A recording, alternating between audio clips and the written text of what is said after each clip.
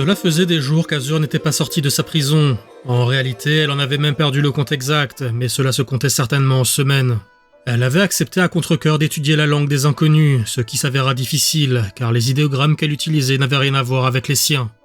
Cependant, malgré la menace initiale et la demande de maîtrise rapide de la part d'Orvin, elle n'avait pas l'impression d'être mise sous pression. En fait, la seule interaction directe qu'elle entretenait avec l'extérieur était ce soldat qui, chaque matin, venait lui apporter de l'eau et de la nourriture pour la journée. Et à peine jaugeait-il de ses progrès de temps en temps, plus pour la forme que dans un véritable objectif de mesurer sa maîtrise de la langue. De fait, sa colère initiale s'était peu à peu changée en apathie, et seule restait comme vague motivation en elle celle de protéger ses amis et son frère des exactions de ses geôliers. Nul doute à ce propos que c'était là le véritable objectif de son isolement. Ce jour, comme la plupart des précédents, quand la porte s'ouvrit, elle était déjà réveillée, et elle accueillait le soldat chargé de son entretien dans sa langue natale, le galaréen. Elle en connaissait le nom à force de lecture de textes traitant de la culture et de l'histoire de ce peuple. Des histoires grandiloquentes et auto-centrées sur la supériorité de ceux qui les avaient écrites. Elle nota cependant des correspondances étranges avec certains mythes et légendes de sa propre culture, en particulier concernant l'ancienne civilisation et la Grande Guerre. Étrangement, et avec cette pensée en tête, elle se sentit d'humeur bavarde et elle demanda à son gardien « Vous enseignez aussi l'histoire de la Grande Guerre à vos enfants ?» L'homme se tourna vers elle, surpris par le sujet abordé. Il hésita un court instant et répondit « Oui, c'est quelque chose que nous enseignons dès le plus jeune âge à nos enfants. » À cette mention, son regard sembla un moment se perdre dans le lointain, comme si cela lui rappelait quelque chose. « Mon fils doit être en âge d'apprendre les traditions maintenant. »« Vous avez un fils ?»« Oui, et une fille, au pays, et je ne les ai pas vus depuis des années, pas plus que ma femme et ma région. On dirait que vous maîtrisez bien la langue maintenant. » Azur hocha des épaules, ne sachant pas vraiment juger de sa progression, mais dans tous les cas, elle comprenait parfaitement les paroles de cet homme. Et elle se sentit étrange à l'idée que ceux qui l'emprisonnaient puissent aussi avoir des familles et des vies comme celle de sa tribu. C'était quelque chose auquel elle n'avait jamais songé, malgré la logique du postulat. Le soldat la salua alors et il quitta la pièce, la laissant seule avec ses pensées. Le son du fouet claqua, et Magenta manqua de tomber à genoux quand Dorian le rattrapa pour le remettre sur pied. Il aida ensuite le garçon à charger les cristaux dans la lourde caisse, puis il en cloua le couvercle, avant qu'un monstre ne la saisisse pour l'emporter sans effort. Le fouettard brailla, et Dorian comprit son propos à force d'habitude. La langue des hommes en armure ne lui était pas encore tout à fait familière, mais suffisamment pour comprendre les ordres et les phrases simples. « Allez Magenta, debout, c'est l'heure de la pause. » Le garçon hocha de la tête, et il suivit l'éclaireur ainsi que le reste des esclaves qui s'attroupaient à l'endroit où la nourriture était servie. Un gruau de baies mal cuit et peu ragoûtant, mais suffisamment nourrissant pour permettre aux prisonniers de travailler. Le duo nota la présence de Bistre un peu plus loin et le rejoignit sous le regard inquisiteur des Galaréens qui surveillaient qu'aucun trouble n'était commis parmi la masse laborieuse. « Bistre, tu vas bien? Comment ça se passe de ton côté? Des nouvelles d'Azur ?» Eh bien, malheureusement non, même si j'ai la chance que nos autres sachent reconnaître mon expertise. J'avoue cependant me lasser de réparer et de remonter les mêmes choses chaque jour. Tu t'occupes de réparer leurs armures, c'est ça? Oui, et c'est à croire qu'ils passent leur temps à les endommager. Je ne compte même plus le nombre de fois que j'ai retapé les mêmes pièces. J'ai aussi remarqué ça, ils envoient souvent des expéditions. Je pense pas qu'ils sont là juste pour les cristaux d'Enerquartz. Ils cherchent clairement quelque chose d'autre. Et ce quelque chose n'a pas l'air de vouloir être trouvé. Tandis qu'ils discutaient, ils ne remarquèrent pas la personne qui s'approchait d'eux, et ce ne fut que quand elle s'assit à leur côté qu'ils cessèrent de parler pour l'observer avec surprise. Le nouveau venu leur parla dans un galaréen sommaire, ce qui facilita leur compréhension. Salut, j'ai pas pu m'empêcher de remarquer que vous parliez cantoïte. Enfin, je crois. Je m'appelle Titian. Tu connais notre région? L'homme esquissa un sourire chaleureux et répondit. Si on veut. Le canto est loin d'avoir une langue unifiée à ce que j'en ai vu, mais j'ai reconnu la vôtre. Et comme on a plus tendance à croiser des brigands et des marotteurs jotoïdes dans le coin, la curiosité a pris le dessus. Bistre, Dorian et Magenta s'observèrent sans véritablement comprendre où voulait en venir cet inconnu. Mais Magenta eut alors un déclic, et il répondit du haut de ses faibles connaissances en galaréen. « Attends, t'es pas d'ici ?» Nope, je suis galaréen. La surprise fut palpable dans le regard du trio, et l'homme s'amusa de la confusion que son origine avait provoquée. Quoi? Vous avez vu un fantôme? Mais pourtant t'es aussi esclave. Bien vu l'aveugle, je suis déserteur, entre autres choses. Mais en tout cas, je suis là pour ça. Titian leva les bras à hauteur d'œil et fit teinter les chaînes qui lui enserraient les poignets.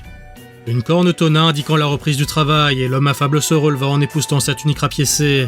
Mais Magenta l'arrêta avant qu'il ne s'éloigne. « Attends, tu nous as pas dit ce que tu nous voulais ?» Il s'arrêta et se retourna vers le garçon avec un sourire en coin. J'aime bien cet endroit, mais je me vois pas crever ici. Et quelque chose dans vos yeux me dit que vous non plus. On a donc un truc en commun. Mais bon, pour le moment, au boulot, sinon les gardiens vont se sentir obligés de nous motiver.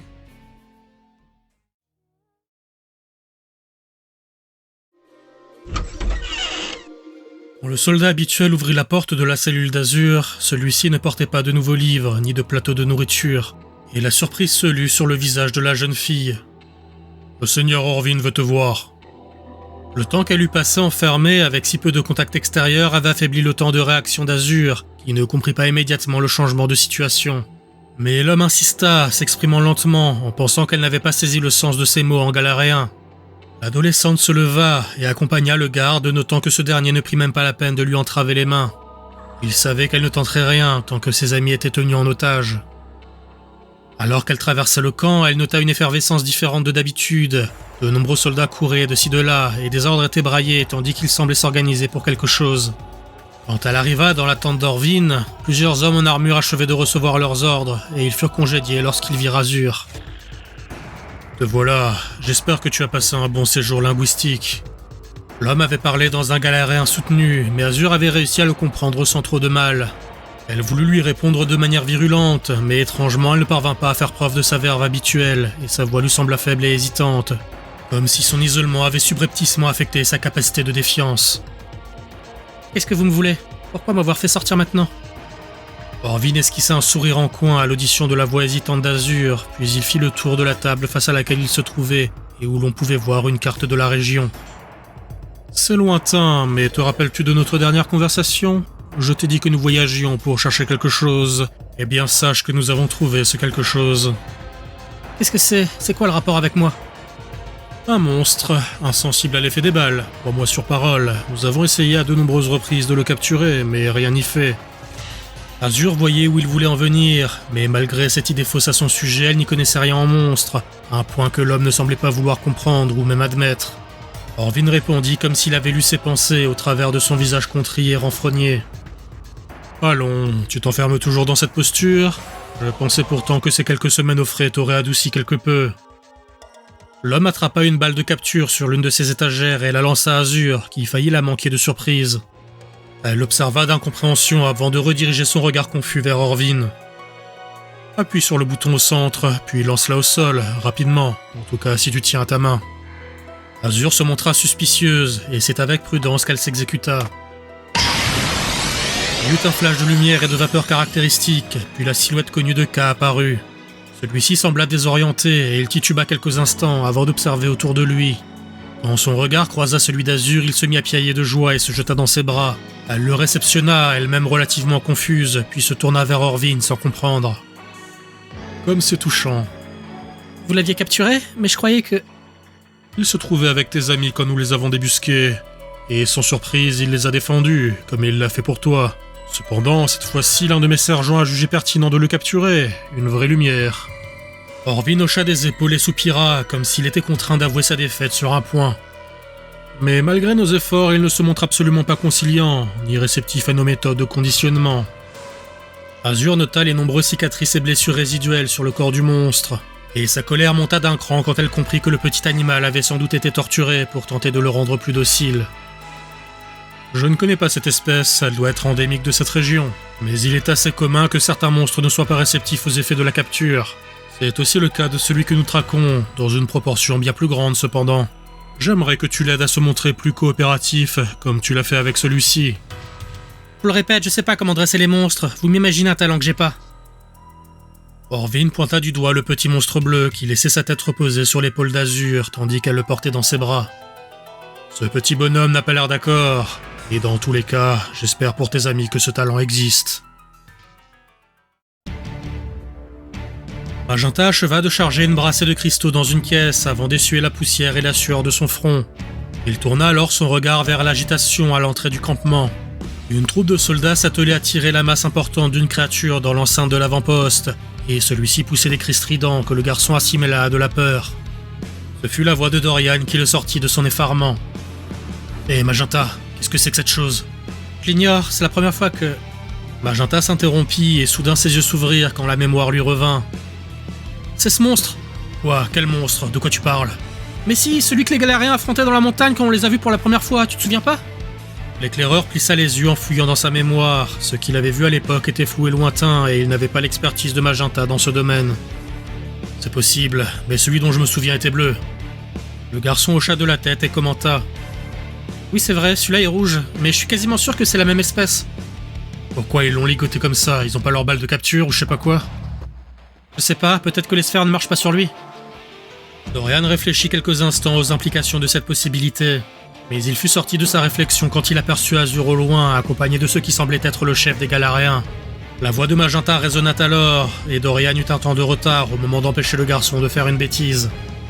Azur! Celui-ci s'était jeté dans la direction de sa sœur, mais il ne put faire qu'une dizaine de mètres avant d'être saisi par des gardiens et cloué au sol sans ménagement. Lâchez-moi! Azur, je suis là! Azur gardait K dans ses bras, non pas par réelle volonté de sa part, mais parce que le petit être ne semblait pas vouloir la lâcher. Il devait sans doute être traumatisé et se rattachait certainement à la seule figure amicale qu'il connaissait, comme à une bouée de sauvetage.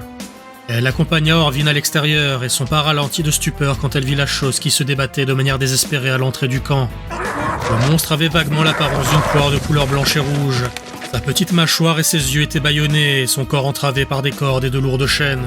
Quant à sa tête ovale, elle se balançait de gauche à droite au bout d'un long cou tubulaire. La chose se débattait avec force en frappant l'air et le sol de ses pattes et de ses ailes fines, soulevant de la poussière à chaque ruade. Le spectacle terrifiant fut interrompu par la voix de Magenta qui sortit Azur de sa transe, et quand elle se tourna vers son frère, son premier réflexe fut de vouloir courir vers lui. Sa course fut instantanément stoppée par une paire de soldats qui s'interposèrent, et par la voix d'Orvin qui l'interpella. « Désolé ma chère, mais nous n'avons pas le temps pour des retrouvailles émouvantes. » Orvin avait parlé d'un ton froid, les bras croisés, à quelque distance de l'adolescente qui tourna un regard empreint d'une inquiétude mélangée de colère dans sa direction. « Voyons, je ne pense pas mériter ton animosité. Nous n'avons fait aucun mal à ce garçon, ni à ses compagnons, comme promis. » Orvin fit un signe de la main à la paire de gardes qui immobilisait Magenta, et ces derniers le soulevèrent pour le ramener au conseiller de fond de rive. Celui-ci attrapa le menton du garçon entre le pouce et l'index et le força à lever la tête pour le regarder. Il fixa ensuite Azur. « Vous avez les mêmes yeux et quelques traits physiques en commun. J'imagine que vous avez un lien de parenté. »« C'est mon frère, ordure, foutez-lui la paix !» Orvin esquissa un sourire et retourna son regard vers le visage du prisonnier qui se débattait sans succès contre la prise de ses deux geôliers. Il tourna la tête avec force pour se dégager de la main d'Orvin qui n'insista pas. « Lâchez-le. » Les deux sbires s'exécutèrent sans un instant d'hésitation et Magenta tomba à genoux dans la poussière. Il n'eut pas l'occasion de se relever, car au même moment, Orvin invoqua sa créature avienne, et le garçon fut plaqué au sol sous l'immense patte griffue du monstre noir. « Ah, laissez-moi partir !» Orvin contourna son monstre et posa un genou à terre pour se rapprocher de Magenta, qui se débattait sous le poids de la créature. « Discutons un peu d'abord, veux-tu ?»« J'ai rien à vous dire !» Le leader galérien attrapa un carnet sous sa tunique et le montra à Magenta, dont la réaction ne se fit pas attendre. « Eh mais c'est mon carnet, rendez-le-moi, voleur !»« C'est un bien bel ouvrage que tu as là, je l'ai dévoré, et je te félicite pour ta plume. »« Je veux pas de vos compliments. »« Je te les offre malgré tout, et j'ai une question à te poser, si tu es d'accord pour y répondre. »« Je refuse. » Orvin ricana face à la résistance futile du garçon qui se débattait comme un diable, et le monstre avien se pencha dans une saccade pour placer son bec de part et d'autre de sa nuque. « Tu ne devrais pas bouger de manière aussi brusque, tu risquerais de te blesser. Voici donc ma question. J'ai besoin de dominer ce monstre là-bas et je sais que ta sœur peut m'y aider. Mais à ma grande déception, elle s'y refuse. Cependant, au vu de ce carnet, tu me sembles toi-même érudit. Saurais-tu donc le faire à sa place ? On peut pas dominer les monstres, ça marche pas comme ça. Voilà qui est une réponse fâcheuse. Je me vois donc contraint de t'utiliser comme exemple pour motiver ta sœur à coopérer. Et d'ailleurs, à ce sujet, c'est l'heure du repas d'Armorga. Le bec du monstre s'apprêta à décapiter Magenta, mais Orvin l'interrompit au dernier moment d'un geste du poing quand la voix suppliante d'Azur tonna. « Non, arrêtez, je vous en prie, je vais le faire. »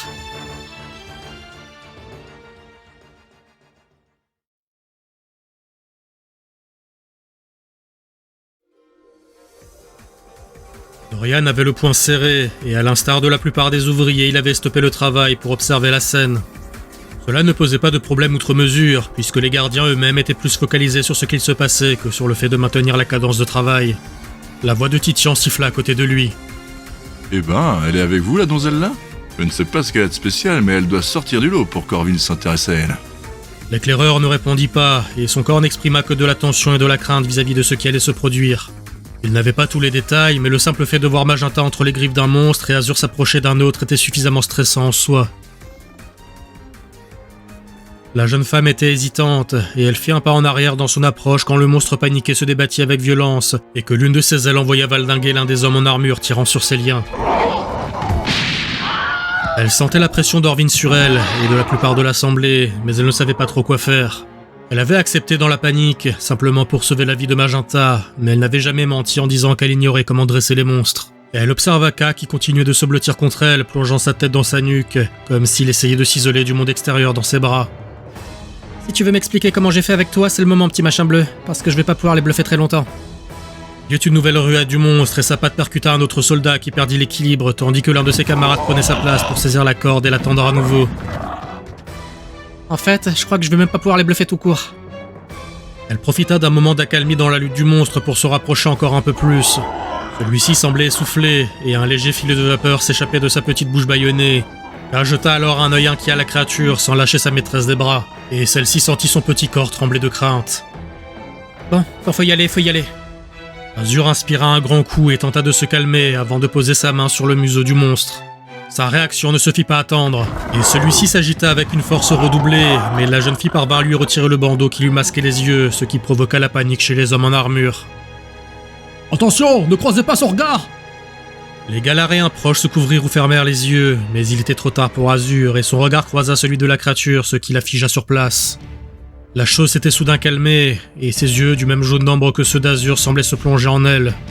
Orvin fronça les sourcils et fit un pas en avant, en plaquant sa main sur sa seconde sphère par instinct, ne comprenant pas ce qu'il se passait. Et comme si la confusion de son maître l'affectait, Armorga releva la tête pour fixer le monstre captif et la jeune fille de ses yeux rouges, non sans maintenir la prise de ses serres sur Magenta. Qu'est-ce qui se passe ? On a déjà eu affaire à ce monstre. Enfin, avant que je déserte, je veux dire. Et alors, qu'est-ce qu'il lui fait ? Pourquoi elle bouge plus ? Il a des pouvoirs psychiques. Il peut te rendre fou d'un regard ou te faire exploser la cervelle. Je déconne pas, j'ai perdu toute mon escouade comme ça. C'est d'ailleurs une des choses qui m'a fait envisager cette reconversion professionnelle. Le Galaréen secoua ses chaînes en guise d'illustration, mais Dorian pesta en l'ignorant et en se jetant dans la direction d'Azur, avant de se faire arrêter à mi-chemin par une paire de soldats en armure. Tout le monde retenait son souffle, à l'exception de Titian, qui s'éloigna discrètement avant de cracher un petit outil de métal dans sa main et de commencer à triturer la serrure de ses fers. Quelque chose me dit que ça va bientôt être le moment de prendre le large.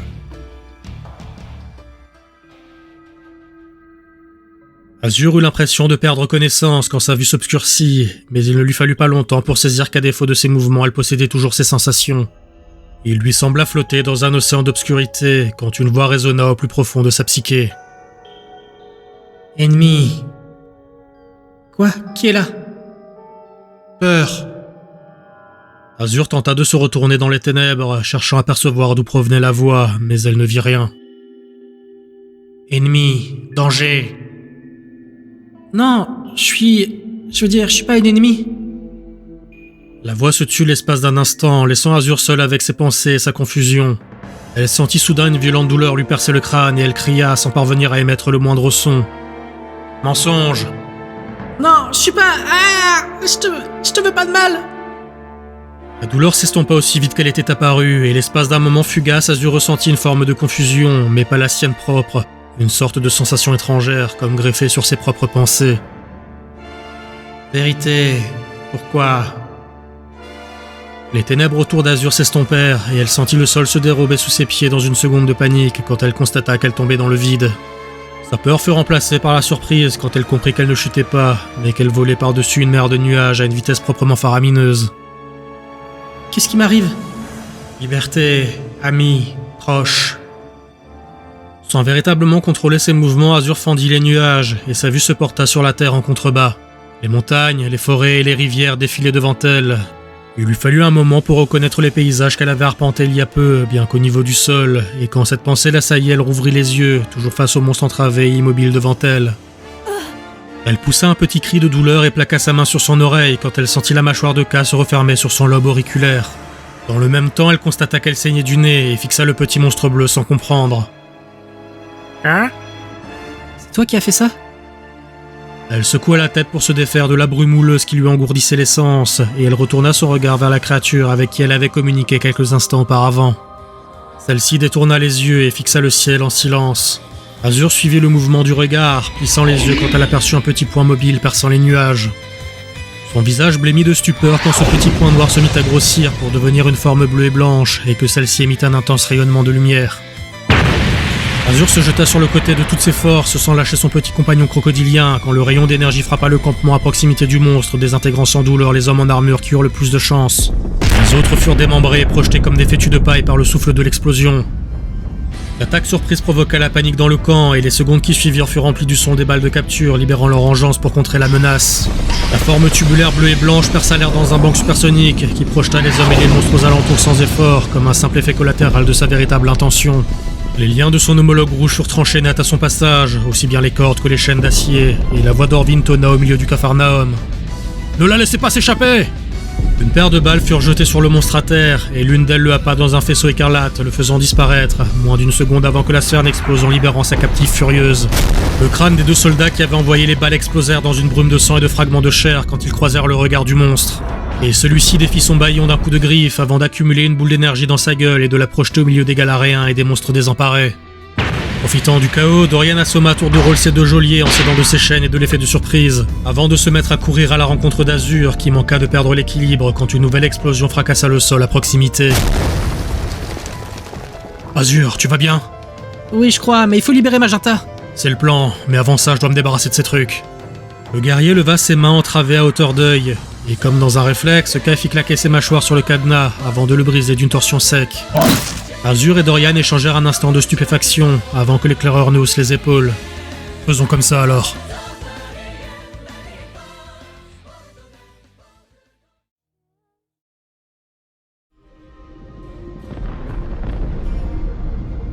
Maintenant que le monstre captif ne l'était plus, la situation du camp galaréen s'avérait totalement hors de contrôle. Les deux créatures furieuses ne faisaient pas de différence entre les monstres asservis, les prisonniers et les soldats, alternant entre l'utilisation de rayons de lumière dévastateurs et de décharges psychiques non moins puissantes. Magenta avait de la chance d'un certain point de vue d'être coincé sous la patte d'Armorga, le monstre corvéen d'Orvin, car cela lui permettait de se trouver à bonne distance du gros des affrontements. Le problème, c'est que dans la confusion, le bruit et la poussière, il ne voyait plus ni sa sœur ni Dorian, et que la situation semblait rendre son gardien avien nerveux, au point qu'il le sentait accentuer la pression sur son dos. Un homme en armure blessé déboula soudain de la cohue pour s'adresser à Orvin. « Seigneur, nous ne faisons pas le poids contre les deux en même temps, nos monstres ne sont pas assez puissants !» Orvin tiqua, et son regard, jusque-là imperturbable, se teinta d'un mélange de colère et d'inquiétude. « Repliez-vous et préparez les outils de capture. Je vais m'en charger moi-même. » Le soldat hocha de la tête avec soulagement avant de sonner la retraite. Cela sema une légère confusion chez les deux monstres qui virent leurs adversaires rompre l'engagement, et le bleu sembla motivé à les poursuivre, là où sa compagne rouge montra des signes d'hésitation, maintenant que plus rien ne les empêchait de fuir. Orvin claqua des doigts, et Magenta sentit la pression sur son corps disparaître, tandis qu'il se protégeait le visage des bourrasques de poussière levées par le décollage d'Armorga. Le volatile poussa un puissant cri de défi à l'attention du monstre bleu. Le dernier ne se fit pas prier et ses yeux se mirent à luire tandis qu'il projetait une impulsion psychique vers son nouvel adversaire. L'immense oiseau sembla subir l'assaut mental de plein fouet, mais dans un nouveau cri il déploya ses ailes de toute son envergure, brisant le contact psychique d'un seul coup. De colère, le monstre sauvage poussa lui aussi un hurlement tout en commençant à accumuler de l'énergie dans sa bouche. « Renforce ta défense, Armorga !» Le volatile réagit presque instantanément à l'ordre de son maître en se posant sur le sol avec fracas, tandis que ses plumes d'acier semblèrent émettre quelques reflets métalliques incompatibles avec la lumière ambiante l'espace de quelques instants. « Seigneur, les attaques de ce monstre ignorent les protections physiques, je ne suis pas sûr que... » « Silence, je n'ai que faire de vos certitudes. » Le monstre bleu acheva de charger son attaque et une puissante raie de lumière jaillit alors de sa bouche en direction d'Armorga. Celui-ci déploya ses ailes comme un bouclier et encaissa l'impact de plein fouet, ce qui provoqua une violente explosion et un épais nuage de poussière qui cachèrent la scène pendant quelques secondes. Quand le vent vint enfin dissiper le nuage opaque, l'officier d'Orvin ne put retenir un gémissement craintif en voyant l'état du monstre de son maître. Le plumage blindé de la créature était lourdement endommagé et de nombreuses plaies étaient visibles dont coulait un sang sombre et épais. « Seigneur, il va... » « Vas-y, Armorga, tu sais ce que tu as à faire. » Sous le regard stupéfait de son sbire, le monstre d'Orvin s'envola en faisant fi de ses blessures pour se placer au-dessus de la créature sauvage. Elle-même surprise par la vitalité inattendue de son adversaire, la chose prépara une nouvelle attaque, mais c'est alors qu'Armorga cessa de battre des ailes en se laissant tomber de tout son poids vers sa cible. Qu'est-ce qu'il fait ? La défense d'Armorga augmente quand il renforce son plumage, mais sa densité augmente aussi en parallèle. Il est à présent aussi lourd qu'une enclume chutant sur sa cible. L'impact fut cataclysmique. Le monstre bleu poussa un cri de douleur et de surprise quand Armorga le percuta en le projetant au sol comme une brique. Et l'explosion qui en résulta occulta en puissance toutes les précédentes, figeant l'ensemble du camp dans un effarement silencieux.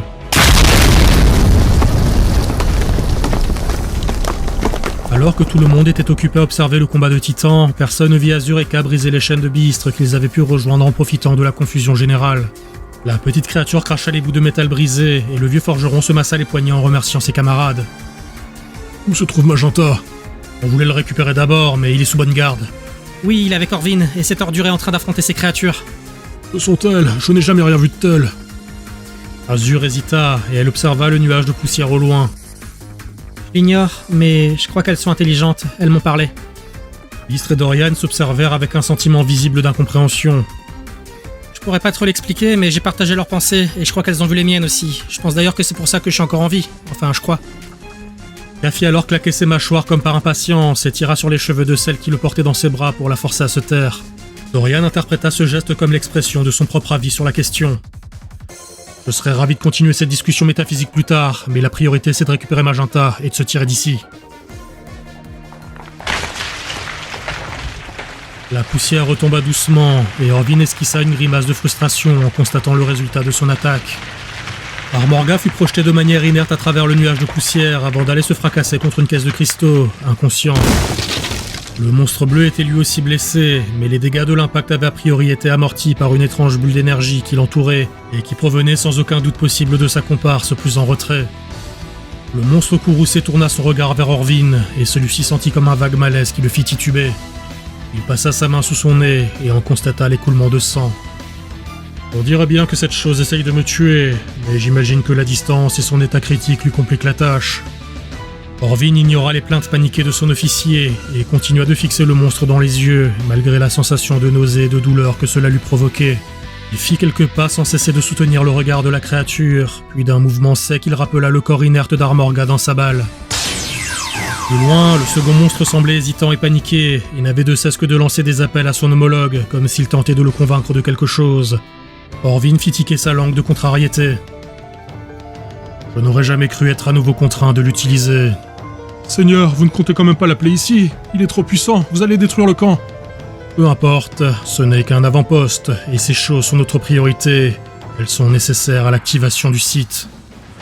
Le sbire hésitant recula d'un pas, puis poussa un cri de terreur avant de s'enfuir quand Orvin attrapa sa seconde sphère et la lança devant lui d'un geste nonchalant. Quand la vapeur fut dissipée, l'homme se retrouva dans l'ombre d'un géant de plus de 2 mètres qui faisait barrage entre lui et le monstre sauvage. Le sentiment de malaise qu'il ressentait jusque-là se dissipa instantanément, comme si la présence de cette chose verte hérissée de piquant provoquait une annulation pure et simple des pouvoirs psychiques de la créature. La lourde queue du nouveau venu battit le sol avec agressivité, le fracturant à l'impact dans une secousse qui fit tituber la plupart des personnes alentour. Et Orvin ramassa alors la sphère au sol et s'adressa à sa créature. « Allez, finissons-en, Bangiras. »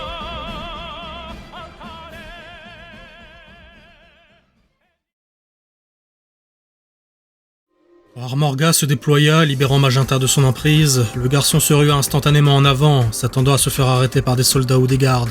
Mais fort était de constater que toute l'attention était portée sur la paire de monstres qui ravageaient le camp, et que sa fuite ne semblait pas intéresser grand monde. Il se cacha derrière une caisse de minerai, à bonne distance de l'affrontement, puis il observa les alentours en quête de sa sœur, de Dorian ou éventuellement de Bistre. Mais il ne trouva personne. Quand la terre trembla, a priori suite à la projection de son adversaire au sol par Armorga, Magenta se recroquevilla en se protégeant le crâne avec les bras jusqu'à ce que le calme revienne. Et là, il jeta un œil à la scène de bataille, juste à temps pour voir le corps inanimé du monstre corvéen fendre la poussière et s'écraser à proximité de lui. De crainte, il quitta sa cachette et tenta de s'éloigner encore une fois, mais ce ne fut pas sans qu'un garde ne l'aperçoive cette fois-ci. L'homme en armure l'interpella et l'attrapa par le bras malgré les ruades et les tentatives de fuite du garçon. Celui-ci se débattit sans véritablement voir ce qu'il faisait dans la panique, quand soudain, le sol trembla à nouveau, provoquant une perte d'équilibre chez la plupart des personnes alentours, y compris son opposant. Il y eut alors un bruit mat quand l'homme s'écroula comme une masse, inconscient, et Magenta leva les yeux vers le nouveau venu en réaction, reconnaissant Titian qui brandissait un bout de bois. C'est un peu rustique comme méthode, mais bon, on m'a confisqué mon monstre quand j'ai déserté. Alors, je suis avec les moyens du bord. L'homme afficha un sourire avant de se mettre à genoux et de commencer à crocheter les fers au poignet de Magenta. Celui-ci reprit alors conscience de la situation malgré sa surprise. « Qu'est-ce que vous faites ?» Ça paraît pourtant évident, je défais tes chaînes. Non, je veux dire, pourquoi vous m'aidez? Avoir des personnes redevables dans son entourage, c'est tout bénef. Et j'aurai besoin d'aide une fois que je me serai enfui. Alors je compte sur toi pour intercéder en ma faveur. Magenta hocha de la tête avec vigueur quand ses menottes s'ouvrirent, puis il se massa les poignets avant de retourner son attention vers Titian.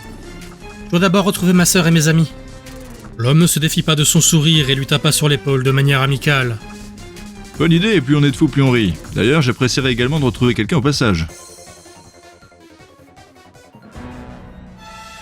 Bangira s'arracha, apparemment sans effort, un pan du sol fracturé avec ses pattes avant courtes et musculeuses, avant de le projeter sur son adversaire volant. Le gigantesque rocher explosa à mi-parcours quand la créature essoufflée produisit un nouveau rayon destructeur. Sa compagne rouge se rua alors au-devant de lui, finalement convaincu de combattre en désespoir de cause face à l'épuisement de son camarade. Ses yeux affichèrent une lueur rosâtre tandis qu'il ciblait le monstre d'Orvin, et cette même lueur recouvrit l'ensemble du corps de sa cible. Bangiras, sans même s'offusquer de l'attaque sans effet, se mit alors à charger dans sa direction, la percutant avec violence avant de la plaquer au sol et de la mordre à la gorge, déchirant sa chair avec agressivité. « Bangiras, ne la tue pas !» Orvin avait parlé d'une voix forte, mais le monstre ne sembla pas l'entendre, et sa victime poussa un cri strident alors que son tortionnaire resserrait un peu plus son étau, tentant d'atteindre les os de sa nuque. La lueur rosâtre s'intensifiait en réaction, mais toujours sans aucun effet sur le monstre. Orvin cria alors avec encore plus de menace dans la voix. « Bangiras, je t'ai dit de lâcher !»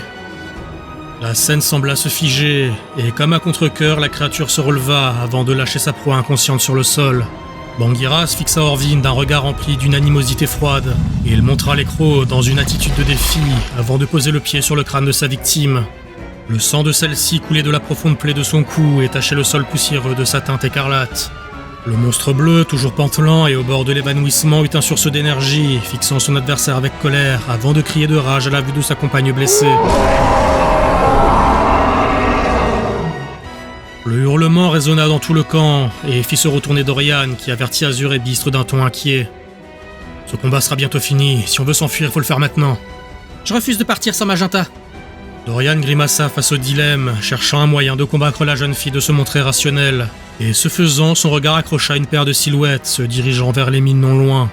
« Là, c'est Magenta et ce type. »« Ce type ?» Un autre prisonnier, je me rappelle plus son nom, mais au moins on a retrouvé ton frère. Le garde esquiva le premier coup de Titian avant de flancher, quand Magenta le frappa du pied en plein dans le creux du genou. Le déserteur profita de l'occasion pour le saisir par les épaules et lui enfoncer son propre genou dans l'estomac, avant de l'achever avec sa matraque improvisée. Il se baissa alors pour fouiller le corps inerte. Bien joué gamin, on fait une bonne équipe. Je suis pas un gamin et je m'appelle Magenta. Ok, pas d'offense petit gars. Ah, voilà ce que je cherchais. Titian afficha un grand sourire satisfait en brandissant un jeu de clés tout en tapotant du plat de la main la tête du garde inconscient dans une mimique de consolation. Bon, allons chercher mon pote, puis on ira chercher les tiens. Ou pas. Magenta ne comprit pas et observa l'homme avant de suivre son regard et de se retourner. Il vit Azur, Dorian et Bistre courir dans leur direction, et presque de manière instinctive il se mit lui-même à courir vers eux. Quand ils se rencontrèrent, Azur et lui s'enlacèrent de soulagement, et elle se mit à genoux en prenant le visage de son frère dans ses mains. « Magenta, tu vas bien? Tu n'es pas blessé ?»« Non, ça va, j'ai rien de cassé. Je suis tellement soulagée de te voir. » Elle le resserra encore une fois dans ses bras, mais fut interrompue par un raclement de la gorge proche. Loin de moi l'idée de vouloir interrompre vos retrouvailles, mais j'ai un accord avec le petit gars là, et le temps manque pour les atermoiements. Il a raison, nous devons partir tant que le camp est dans la panique. Magenta se sépara de sa sœur et secoua la tête en opposition à l'affirmation de Dorian. Non, j'ai promis qu'on l'aiderait à trouver son ami avant de partir, il est enfermé dans la mine. Dorian fronça les sourcils avant de se tourner vers Titian. Celui-ci haussa les épaules d'un air désolé, comme s'il n'avait pas le contrôle des événements. Une promesse est une promesse, non? En plus, je suis plutôt de bonne compagnie. Dorian pesta avant d'accéder à la requête que son honneur le força à remplir, et le groupe se dirigea dans la grotte sombre. L'endroit était relativement aménagé, et à l'exception d'Azur, tout le monde le connaissait bien, puisque c'est là qu'ils avaient été enfermés durant les dernières semaines, ou du moins quand ils ne travaillaient pas à l'extérieur. Dorian s'exaspéra, tandis qu'il passait devant les cellules vides. « Il n'y a personne ici à cette heure-ci, tout le monde est au bagne. » Oui, je sais, mais mon camarade se trouve plus loin. Il n'est pas dans une cellule. Vous voulez dire dans l'ancienne mine? Je croyais que cette galerie était épuisée. C'est le cas, mais faites-moi confiance, il est là, je vous assure. Le groupe observa le Galaréen et le suivirent avec hésitation tandis qu'il dépassait la zone aménagée pour servir de prison et de se diriger vers les tunnels d'excavation plus bruts dans les profondeurs. Magenta s'arrêta un instant quand il entendit un bruit.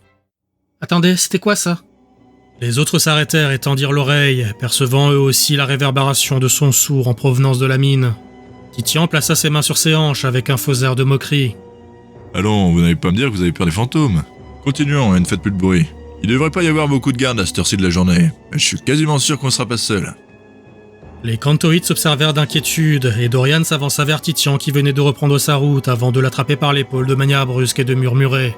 « On n'ira pas plus loin sans savoir dans quoi tu nous entraînes. » Titian soupira avant de tapoter la main de Dorian, dans un signe pour lui faire relâcher sa prise brutale sur son épaule. « J'ai la flemme de vous expliquer, alors attendez encore quelques mètres et vous verrez par vous-même. » L'éclaireur eut un rictus de désapprobation, mais n'ayant pas d'autre choix que de continuer, il emboîta le pas sur Titian, suivi du reste de la troupe. Ils finirent par débarquer dans une vaste caverne remplie de fosses et de cages, où étaient entreposés des dizaines de monstres. Des monstres dans un état de fatigue et de santé déplorable, et bien visibles, même dans la lueur approximative des torches.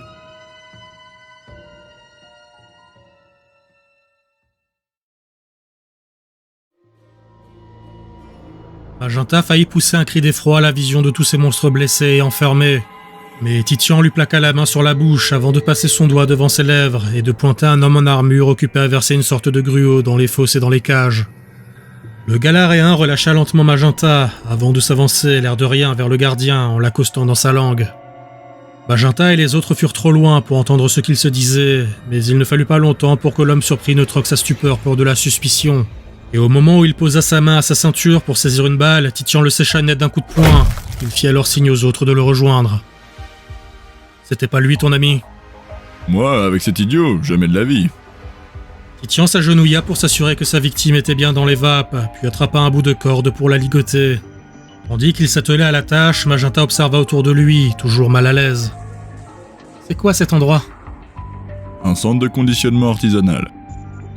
L'homme serra un dernier nœud avant de s'épousseter les mains et d'exprimer le plaisir du devoir accompli dans un soupir satisfait.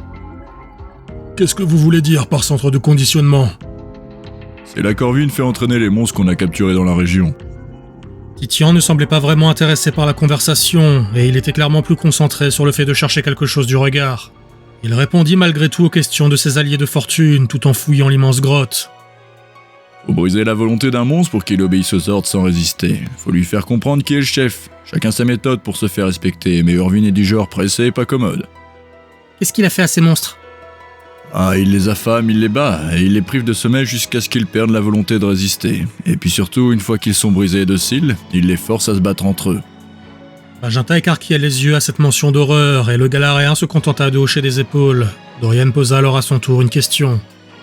Pourquoi les faire se battre ? Ça me paraît inutile s'ils sont déjà brisés. Les monstres deviennent plus forts en se battant. Enfin, ça dépend. Mais la plupart grandissent et se développent en accumulant les combats. C'est une sorte de réaction au stress et aux stimuli extérieurs. Comme un réflexe de défense en somme. Oui, papa avait noté ça dans son carnet. Il avait remarqué que certaines créatures pouvaient même changer de forme dans des conditions particulières.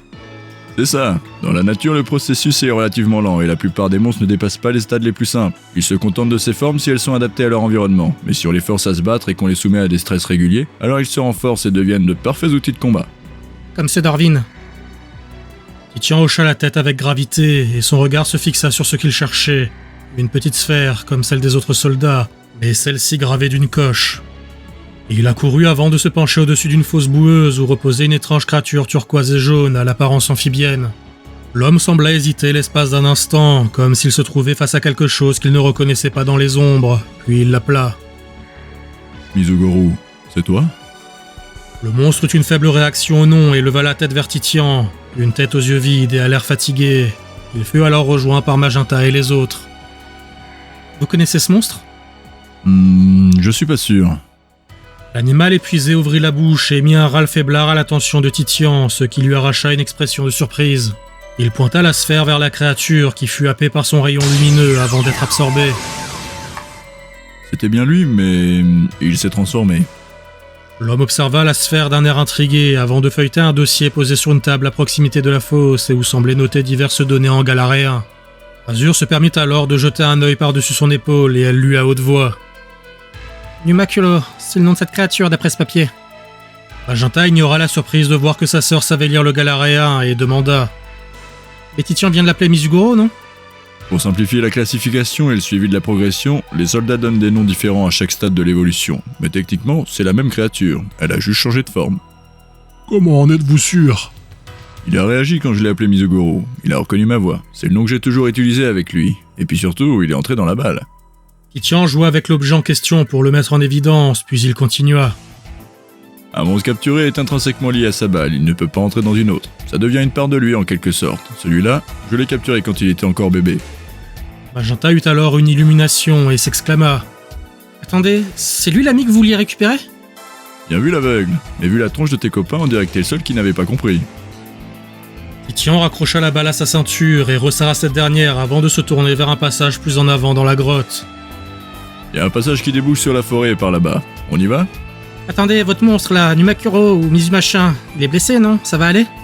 Donc il sera dans sa balle, on a un peu de temps. Je ne comprends pas vraiment comment ça marche, mais je sais que quand les monstres sont scellés dans leur capsule, ils sont dans une sorte de stase. Son état ne devrait pas empirer. Le groupe se mit en route vers la sortie, mais Magenta resta en arrière, le regard sombre et le poing fermé. Il cria alors comme si quelque chose venait d'éclater en lui. Je peux pas cautionner ça, vous avez aussi un service monstre comme l'a fait Orvin, comment vous pouvez dire que c'est votre ami?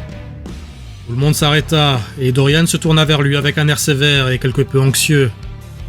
Écoute Magenta, on n'a pas le temps de discuter de ça maintenant, on doit partir avant que les Galariens ne se rendent compte qu'on s'est échappé.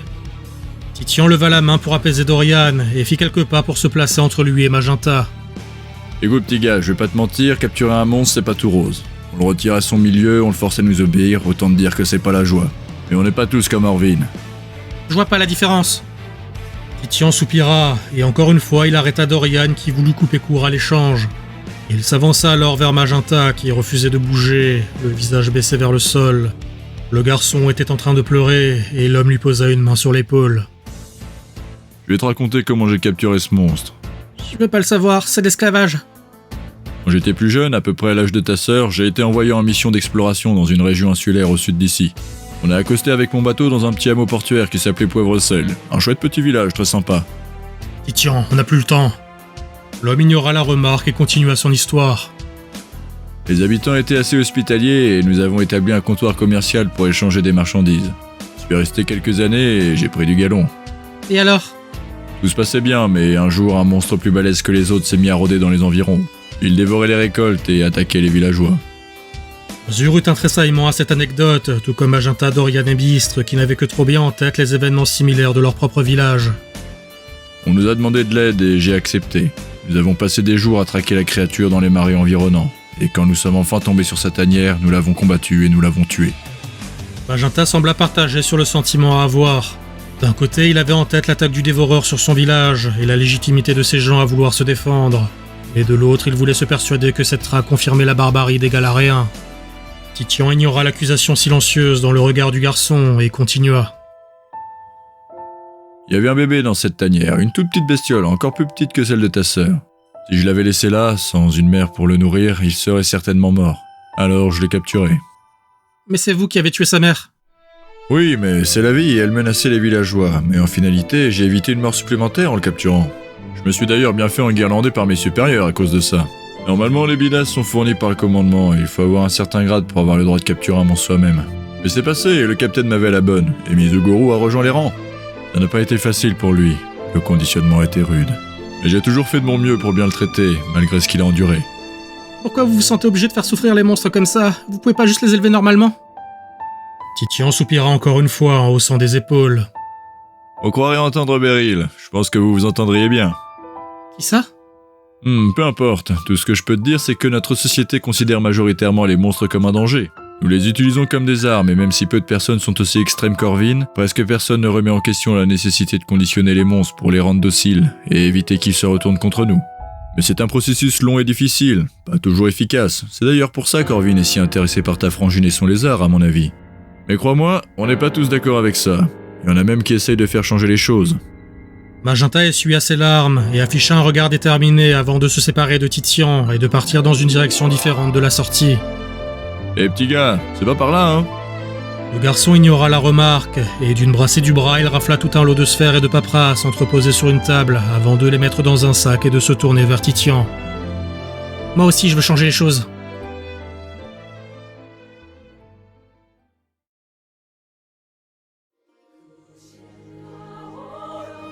La jeune femme passa les portes gigantesques sans même un regard à l'imposante structure de pierre qui toisait la région de sa hauteur, et dont le sommet, cerclé de gigantesques plateformes en escalier, se perdait dans les nuages.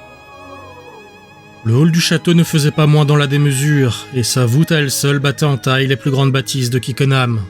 Elle perça la foule de nobles et de soldats pour grimper deux par deux les marches qui menaient à l'hémicycle. Là, dans l'assemblée, les représentants de la plupart des villes étaient assis en attendant le début de la séance. La femme prit place dans les gradins, en essayant de ne pas faire remarquer son retard, puis elle fixa le quatuor de tribunes surélevées réservé aux membres du Conseil des Quatre, le groupe formé par les représentants des 4 villes les plus puissantes de Galar. Il était rare que le Conseil soit réuni au complet, et généralement seul l'un d'entre eux assurait la charge de la présidence. Il était donc surprenant de voir 2 d'entre eux siéger aujourd'hui. « T'es encore en retard, Beryl. Tu serais pas un tubo des fois ?» Désolé, Féric. La route est longue entre Greenbury et Kikkenham. À d'autres, t'es encore en train de faire le tour des hôpitaux à monstres de la ville, je parie. La conversation fut interrompue quand l'un des conseillers, un homme à la stature imposante et au visage couvert de cicatrices, se leva et imposa le silence. Aujourd'hui, ce sera moi, Paladon, ainsi que la conseillère Auréline qui présideront cette session du conseil. Nous avons à l'ordre du jour le budget du... La grande porte de l'hémicycle s'ouvrit alors, provoquant une rumeur parmi les gradins, ainsi que l'ire silencieuse de Paladon. L'homme qui venait de faire irruption arborait une cape noire, couvrant une tenue blanche relativement sobre. Et il s'avança vers les tribunes avant de s'annoncer de manière décontractée. « Je sais que je ne participe pas souvent, mais puis-je me joindre à vous aujourd'hui ?» Galen, t'étais pas en expédition dans le nord? Il semblerait bien que je sois de retour, mais ne vous inquiétez pas, l'avant-poste d'Issui se porte très bien sans moi. Le petit Cormier a même débuté la construction d'un village et il s'intègre bien aux autochtones, un vrai petit colon. Il suffit, Galen, épargne notre temps et notre patience, et prends place. L'homme leva les mains en l'air en guise d'abdication et rejoignit la tribune. Paladon s'éclaircit alors la voix et reprit. Je disais donc, la session d'aujourd'hui sera présidée par moi-même, la conseillère Auréline, et le conseiller Galen. L'homme en cape noire fit un salut amical à l'assemblée en secouant la main de manière légère, ce qui arracha une nouvelle grimace d'agacement chez Paladon. L'ordre du jour concerne Fondrive, et plus précisément le site d'excavation de Cromlac. Laisse-moi deviner, Orvin a encore demandé des fonds pour sa lubie archéologique? Effectivement, Fondrive réclame 200 000 galarions supplémentaires. Et son conseiller, qui n'est même pas là pour plaider cette demande extravagante, c'est d'un cocasse. La foule de représentants s'était mis à produire un brouhaha sourd et indigné suite à l'annonce de Paladon et de la pique sardonique de Galen. Beryl se tourna vers son voisin avec un effarement non fin. C'est aberrant. Jamais le conseil ne validera ça. Ça représente plus d'1/10 du budget total. Je n'en suis pas si sûr. Malgré le fait que ce soit un parvenu, Orvin dispose de nombreux soutiens dans l'Assemblée et dans le Conseil. Cette indignation n'est que de l'esbrouf. L'homme avait murmuré ces paroles, et d'un mouvement du menton, il désigna Galen qui jouait avec un crayon entre ses doigts en s'amusant du chaos dans la salle. La voix de Paladon tonna alors comme un coup de tonnerre, réduisant la clameur au néant. Silence! Auréline, qui jusque-là avait fait montre de retenue, s'exprima avec un ton méprisant à l'égard d'Orvin et de la demande de Fondrive. Je sais que l'ouest de Kalos fait officiellement partie de l'Assemblée, mais je pense qu'il serait temps de remettre le conseiller Orvin à sa place. Il ne tient pas son rang par le statut de sa ville, mais par un accord politique ancestral avec Kalos. En termes d'influence et de pouvoir, le représentant de Ludester est bien plus apte à... Il suffit. Il ne nous appartient pas de remettre en question le traité de Kikkenham. Et je pense que personne ici ne veut expérimenter soi-même les récits d'antan et une nouvelle guerre avec Kalos. Fondry fait partie du conseil, c'est un fait, et vous ferez avec. Bien, dans ce cas, que dites-vous de lancer le vote, maintenant que notre bon ami Paladon a remis les pendules à l'heure, à moins que quelqu'un ait quelque chose à ajouter. Il y eut un moment de silence, puis Beryl se leva pour signifier sa volonté de prise de parole. Paladon lui fit signe de la tête avant de la laisser parler. Beryl, de Greenbury. Au-delà de la position de Fondrive au conseil, j'aimerais que nous discutions de la pertinence des fouilles à Cromlac. Je sais que la quête de technologie ancestrale est une priorité, mais quelles sont les avancées que le conseiller Orvin a produites pour ses recherches? Je pense qu'il est plus urgent d'allouer des fonds pour développer les hôpitaux à monstres et trouver des moyens moins cruels de les entraîner. La foule se remit à produire une rumeur sourde de désapprobation. L'un des représentants prit alors la parole avec un renaclement et sans y avoir été invité. Il serait plutôt urgent que la représentante de Greenbury cesse de polluer chaque débat avec ses inepties sur le bien-être des monstres. Le représentant fut instantanément soutenu par plusieurs autres qui ajoutèrent leur voix à la mise au pilori de Beryl. Celle-ci haussa le ton en réponse. Vous préférez financer ce gouffre sans fond qu'est Cromlac ? Chaque nouveau rapport ne fait que promettre des découvertes formidables sans jamais rien de concret. La souffrance des monstres, elle est réelle. Nous les utilisons pour soutenir notre économie et notre société. Il serait temps de leur montrer de la gratitude. Les monstres sont des outils, elle est folle. Dis pas merci à ma chaise quand je m'assois dessus. Et bientôt on va nous dire que les tables et les assiettes ont des sentiments. Silence, un peu de tenue, nous ne sommes pas au stade. Encore une fois, la voix forte de Paladon avait rétabli le calme dans l'assemblée braillarde. Il la fixa du regard d'un air sévère, ce qui provoqua plusieurs tressaillements mal à l'aise dans les gradins. Une fois qu'il fut sûr que plus personne ne prendrait la parole sans y être invité, il feuilleta quelques papiers devant lui avant de se tourner vers Beryl. Je prends note de vos préoccupations, représentant de Beryl, mais ces dernières ne sont pas à l'ordre du jour. Je vous invite donc à patienter jusqu'à ce que ce soit le tour de Greenbury de faire une demande de financement ou de cession exceptionnelle. Par ailleurs, les représentants et le conseil ici présents sont au fait des données liées au site de Cromlac. Je suis sûr que chacun ici votera de manière éclairée pour ce budget. Beryl pesta de colère, au point de faire sursauter un dignitaire proche d'elle dans le hall. Ce dernier s'éloigna, non sans remettre en question la tenue et la santé mentale de la jeune femme. Féric tenta alors de la calmer. « Allons, inutile de s'énerver, ça changera rien. » Non mais t'y crois toi ? Comment ils ont pu voter ce budget ? C'est ridicule. C'est... Écoute, tu sais que je suis de ton côté, mais Orvin a de nombreux alliés, et avec le soutien de Galen en plus, c'était couru d'avance. Je sais bien, mais c'est rageant. Si seulement on avait assez de poids pour avoir une place au conseil, on pourrait contrebalancer l'influence de Fondrive et Shyster. L'homme soupira de manière abattue, en secouant la main comme s'il voulait éloigner cette idée farfelue de la conversation. On en est loin, c'est pas demain la veille qu'on pourra prétendre à une place au conseil. Déjà, Fondrive a une place permanente, et pour le reste, ça fait des siècles que le classement des villes n'a pas bougé. Enfin, à part le remplacement de Ludester par Shyster il y a 15 ans, mais c'est vraiment sorti de nulle part. Oui, je m'en rappelle, même si j'étais encore une gamine. La découverte de ces ruines, cette fresque, et la technologie de raffinage de l'air quartz, ça fait du bruit. Même dans les patelins du sud. Ce petit village de montagne est devenu du jour au lendemain l'une des pierres angulaires de l'économie de Galar. Et Galen, l'un des hommes les plus riches de la région. Pas étonnant, avant ça on se contentait de récupérer les miettes de cristaux raffinés dans les ruines. Mais la technologie a fait un bond de géant avec cette découverte, et on a pu industrialiser un tas de choses. Comme la production en masse de balles de capture. Y a pas que du bon dans le progrès. Que veux-tu, c'est comme ça, on n'arrête pas le progrès. Non, mais on peut décider de comment l'utiliser. Bonne chance, mais à ta place, je me ferai pas d'illusions. Les représentants ne sont pour la plupart que des pantins des conseillers, et leur loyauté ne dépend que de la quantité de Galarions dans leur bourse. Ça tombe bien, parce que Galen est aussi généreux qu'Orvin est brutal avec les monstres. Alors dans ce cas, faut convaincre Auréline et Paladon de nous soutenir. Eric éclata de rire et tapa sur l'épaule de Beryl comme si elle venait de lui faire une bonne blague. Paladon est le mec le plus rigide et insensible aux intrigues que je connaisse. C'est un type honnête, mais tout ce qui l'intéresse c'est d'améliorer ses balles et de renforcer le pouvoir de l'armée de Galar. Il soutiendra jamais ton projet. Quant à Auréline, c'est une traditionnaliste extrémiste et elle déteste Orvin et Kalos au moins autant que les monstres. Alors je te vois mal à convaincre de promouvoir leur bien-être. Beryl resta pensive un instant, et Féric l'observa avec un visage montrant qu'il anticipait clairement ce qu'elle allait dire. Si personne ne veut aider les monstres par empathie, alors on doit montrer aux gens que c'est dans leur intérêt de le faire.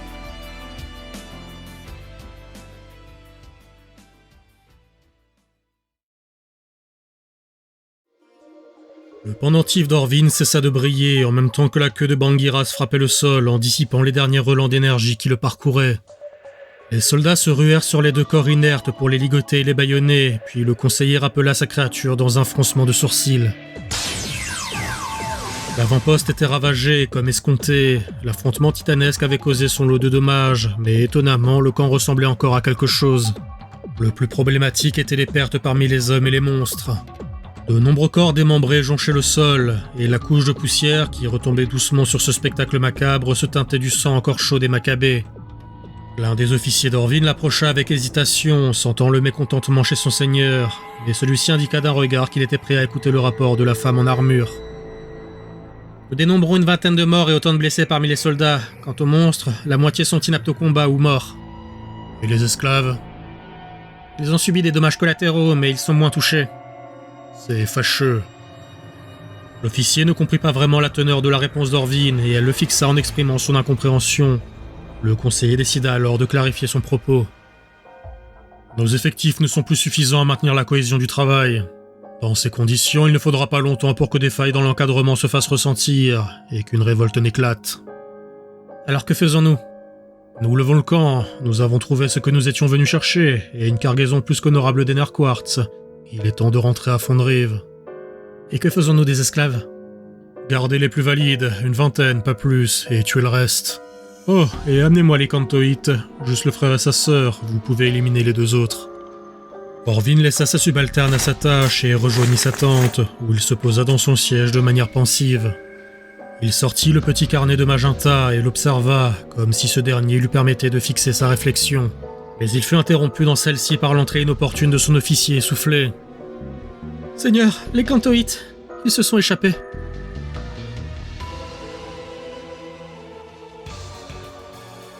Le groupe hétéroclite courait dans la forêt sans s'arrêter, désireux de mettre le maximum de distance entre eux et le campement galaréen. Quand ils furent assez loin, au bout de Dorian et de Titian, ils s'arrêtèrent au bord d'une rivière, aussi en partie parce que le vieux corps de Bistre ne parvenait plus à suivre la cadence. « C'est bien aimable à vous de faire une pause. Oh bon sang, mes vieux os !» Le forgeron éreinté se laissa choir sur une pierre, tandis que la troupe s'installait pour cette halte temporaire. « Il ne faudra pas trop traîner. Nous sommes loin, mais pas encore suffisamment pour échapper à l'odorat d'un Grayena. » Qu'est-ce que c'est ?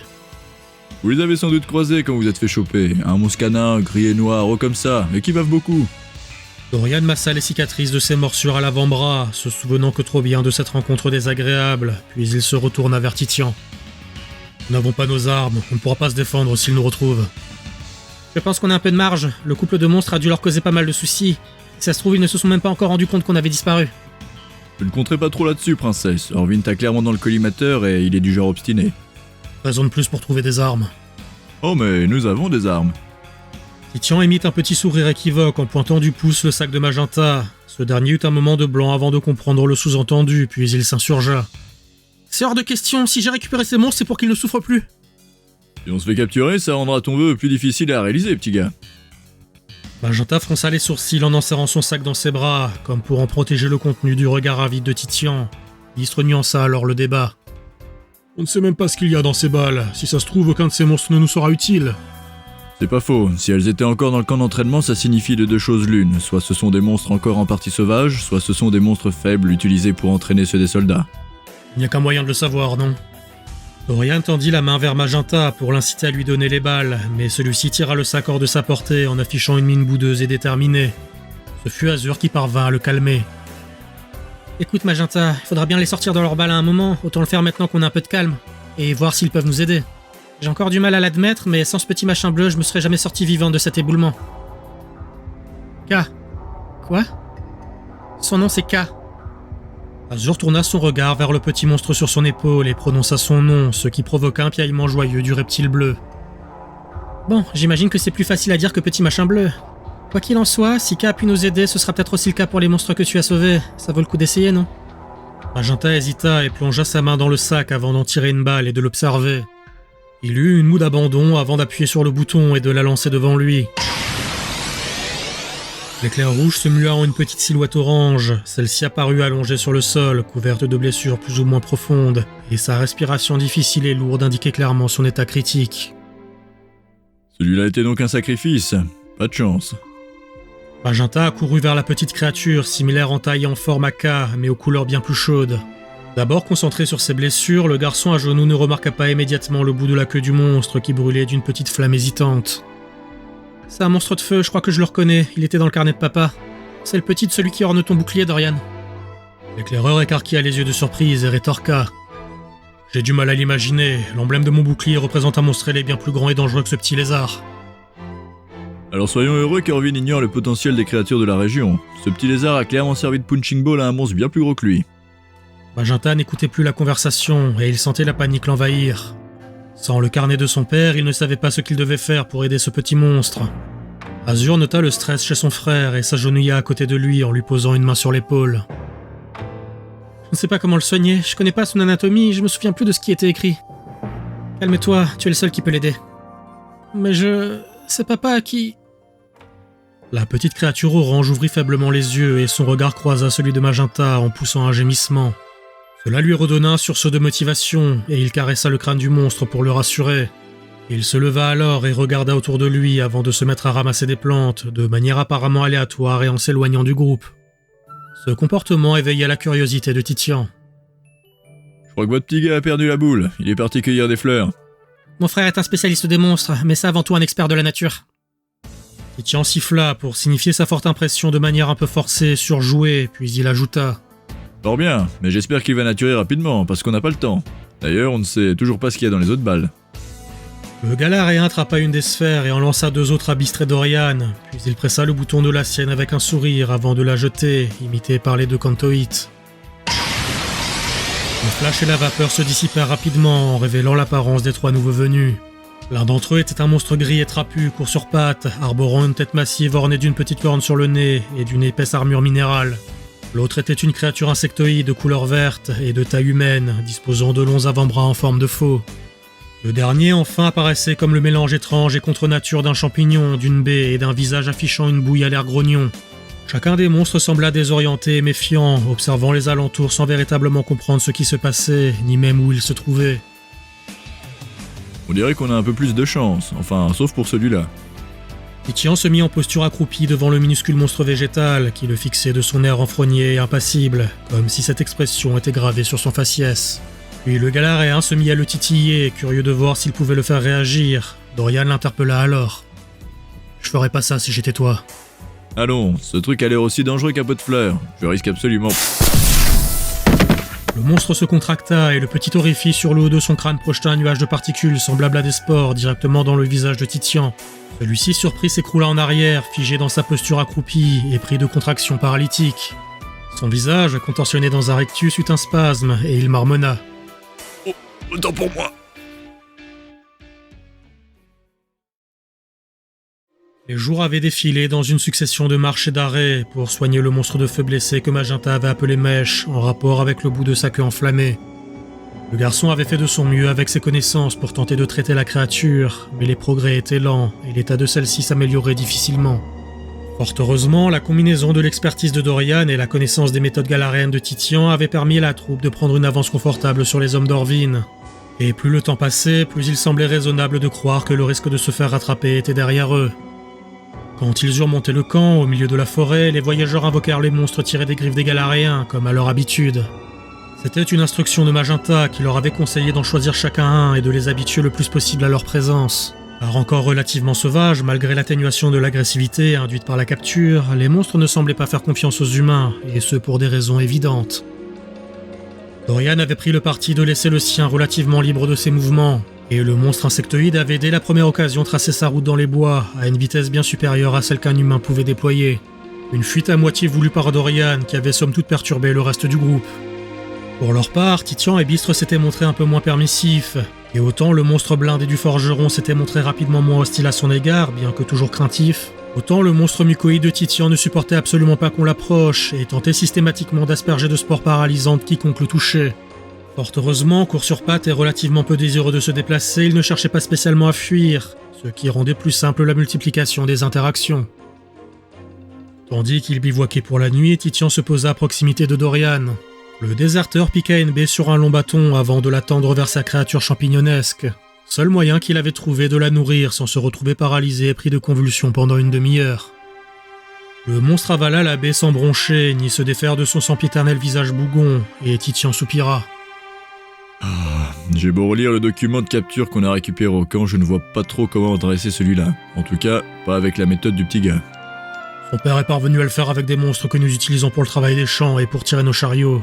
Magenta s'y connaît aussi. Titian piqua le flanc du petit monstre végétal avec son bâton, et celui-ci se contracta instantanément en projetant un nuage de spores.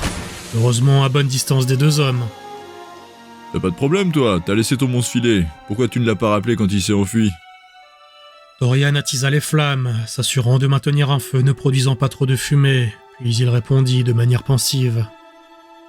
J'en sais trop rien. Quand j'ai croisé son regard la première fois, il m'a fixé intensément. Il y avait un air de défi dans ses yeux. Et alors ? Il m'a semblé avoir de la fierté. D'une certaine manière, je me suis imaginé à sa place, et j'ai fait ce que j'estimais être le plus juste. Je n'aimerais pas qu'on m'emprisonne et qu'on me force à me battre contre mon gré. C'est dommage, il avait l'air puissant, pas comme cette balagnon. Dorian leva un sourcil interloqué à l'audition du surnom donné à la créature, et Titian la titilla encore une fois du bout de son bâton pour la faire projeter sa poudre urticante dans le vide. Selon le papier officiel, son nom c'est Kinokoko, mais il ressemble au mélange d'une boule et d'un champi, et comme j'ai constamment envie de lui mettre Taignon, je me suis dit que le nom était adapté. Azur débarqua lors de sa reconnaissance, accompagnée de K qui ne quittait plus son épaule. Elle avait pris le parti de ne pas l'enfermer dans sa balle durant les trajets, malgré la surcharge de poids que cela représentait. En grande partie car la vue de cet objet mettait l'animal particulièrement mal à l'aise et qu'elle ne voulait pas le stresser sans raison. De ce que j'en ai vu, nous sommes à mi-chemin du village. Demain, nous devrions traverser la montagne, et ensuite il restera encore 1 ou 2 jours de route avant la vallée. Ça avance avec vos monstres ? Titian haussa les épaules et encore une fois elle chatouilla Kinokoko avec son bout de bois pour illustrer l'absence d'évolution dans sa relation avec lui. L'istre déboula alors et se posa au coin du feu avec les autres. Pour ma part, j'ai fait quelques progrès avec Sayorn, en suivant les conseils de Magenta. Il n'essaye plus de me charger quand je l'approche, et il accepte même d'être nourri. Et il n'apprécie toujours pas les contacts physiques trop prolongés, et il ne supporte surtout pas qu'on l'approche par derrière. Il a littéralement déraciné un arbre dans une ruade la dernière fois que c'est arrivé, et j'ai dû le rappeler dans sa balle pour le calmer. Où est Magenta d'ailleurs ? Dorian désigna du pouce une direction derrière lui avant de répondre. Il est avec Mèche, au bord de la rivière.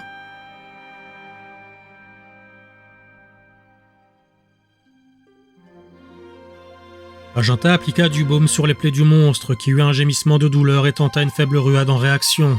La plupart des blessures étaient cicatrisées ou en voie de guérison, mais l'état du monstre restait problématique. Le garçon soupçonnait que son petit patient devait être malade, sans doute suite à l'infection de l'une de ses plaies dans les conditions hygiéniques désastreuses de sa captivité. Il prit quelques baies et les broya avant de les appliquer comme un enduit sur un morceau de viande, puis il le présenta au monstre. Celui-ci eut pour réaction de mordre la main de l'adolescent, venant ajouter une énième marque de morsure douloureuse à celle-ci. Quand la mâchoire de Mèche fatigua et qu'il relâcha sa prise, à contre-cœur, Magenta entreprit alors de lui faire ingurgiter la nourriture et les plantes médicinales. Si seulement j'avais le carnet de papa, je saurais comment te soigner, ou au moins comment apaiser la douleur. La créature eut un sifflement étouffé en réponse, et sa respiration s'accéléra un instant avant de reprendre un rythme normal.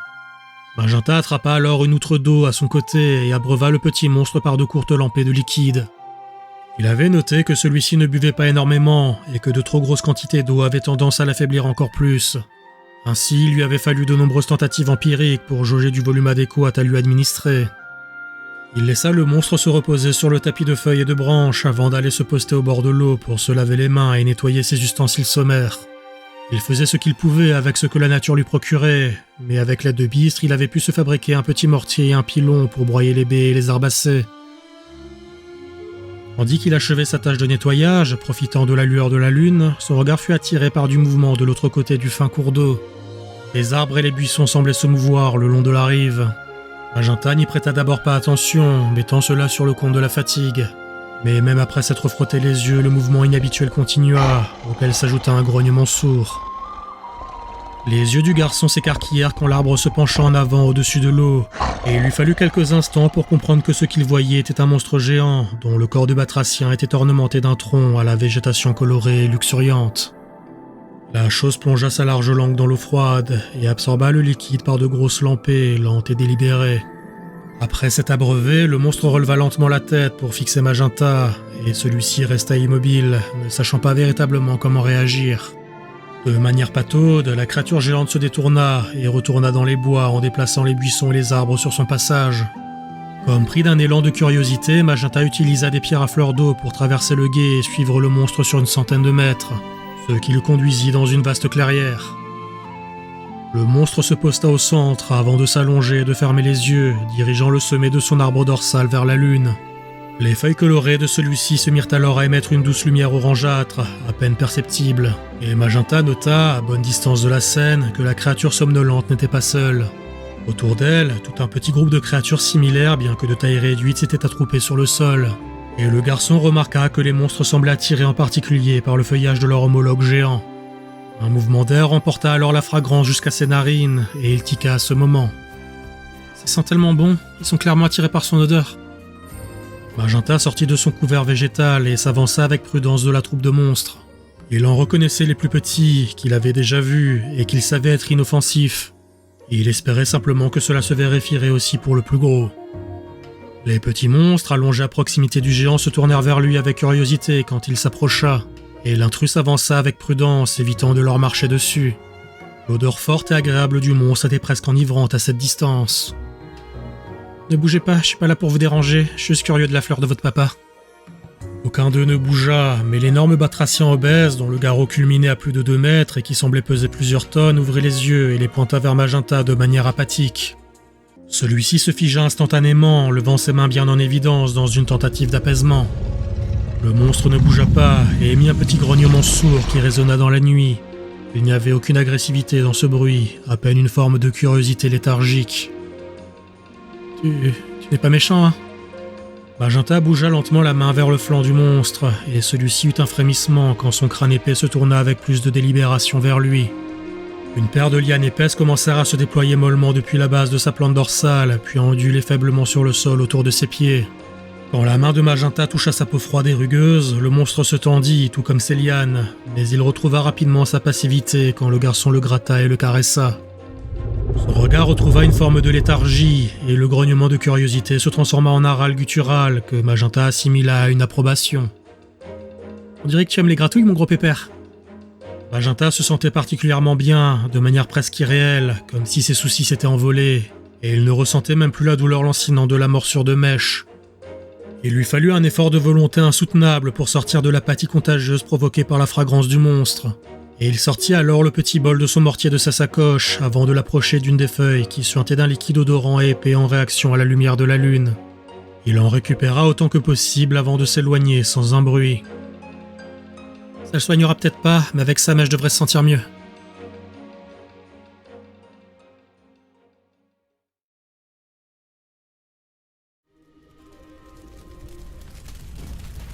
Orvin acheva de superviser les dernières étapes du départ. Les cadavres de monstres et d'esclaves trop faibles pour pouvoir faire le trajet avaient simplement été incinérés dans une fosse commune, et la colonne de fumée noire qui surplombait la zone était visible à des kilomètres à la ronde. Les 2 créatures capturées avaient été enfermées et sécurisées dans de lourdes cages d'acier, leurs crânes cernés d'œillères occultantes et d'une muselière pour les empêcher d'utiliser leur pouvoir. L'une des 2, la plus blessée, avait été plusieurs fois la cible des tentatives de Galaréens pour la sceller dans une balle, mais aucune d'elles ne parvenait à contenir la puissance du monstre, même atténuée par son état critique. L'un des soldats se rapprocha du conseiller, qui observait les lourdes prisons sur roues tirées par des monstres harnachés. « Seigneur, les dernières caisses de cristaux ont été chargées et sont sur le départ vers le quai d'embarquement. » « Parfait. Divisez la cargaison en 2, envoyez une partie vers Galar et acheminez l'autre et les esclaves vers Cromlac par la route habituelle. Et concernant les fuyards, le rapport indique qu'ils ont volé des monstres, mais nous ne sommes pas parvenus à les pister. » Orvin eut une moue d'irritation, mais suffisamment discrète pour ne pas être remarqué par le soldat. « Cela n'a pas d'importance, ils n'ont nulle part où aller, et ils ne représentent pas une menace. Continuez les recherches, mais la priorité reste d'acheminer les 2 monstres vers Cromlac. » Vous ne craignez pas que la capture de ces 2 monstres n'interroge le conseil sur nos activités ? Ils sont bien trop occupés à compter leurs galarions et leurs énerquartz pour ça. Et comme ils se méfient déjà de moi, ils pensent me connaître et avoir le contrôle en se basant sur le peu qu'ils savent. Mais comme le dit l'adage, on n'est jamais mieux caché que derrière son propre masque. Certes, mais je ne vois pas comment nous pourrions justifier les ressources impliquées dans la capture de ces monstres, que ce soit dans le cadre du site de fouille ou bien de cette opération de colonisation.